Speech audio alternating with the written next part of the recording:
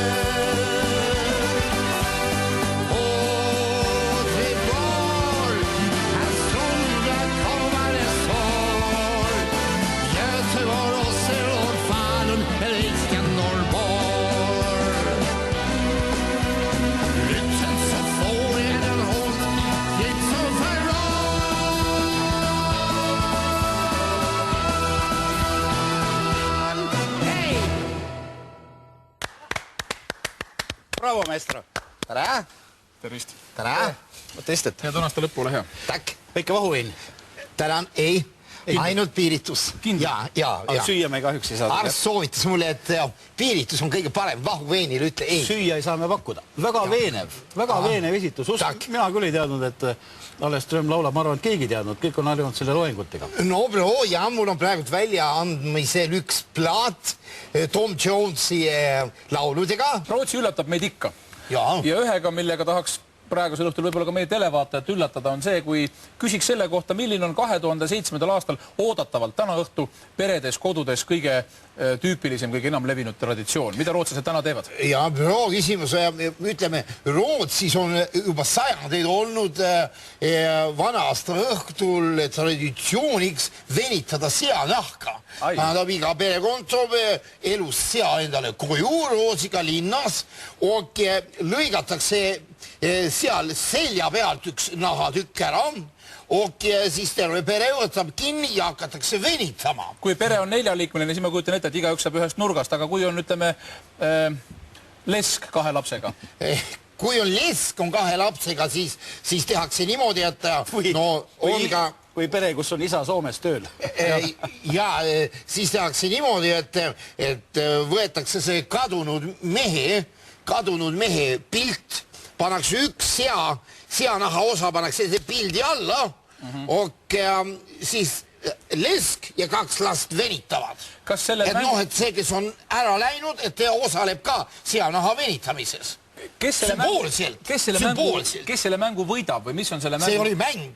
See oli mäng, see on traditsioon ja mõte on see, et kes rohkem seanahka venitab, kui see katki läheb, see on väga mükke bro ja sellel tuleb järgmine aasta kas selline suusündmus, kas pulm või sünnipäev. Aga kui nahk jääb terveks, siis midagi niisugust loota ei ole? Siis võib olla minek. Ja see on riskantne. Riskantne mäng.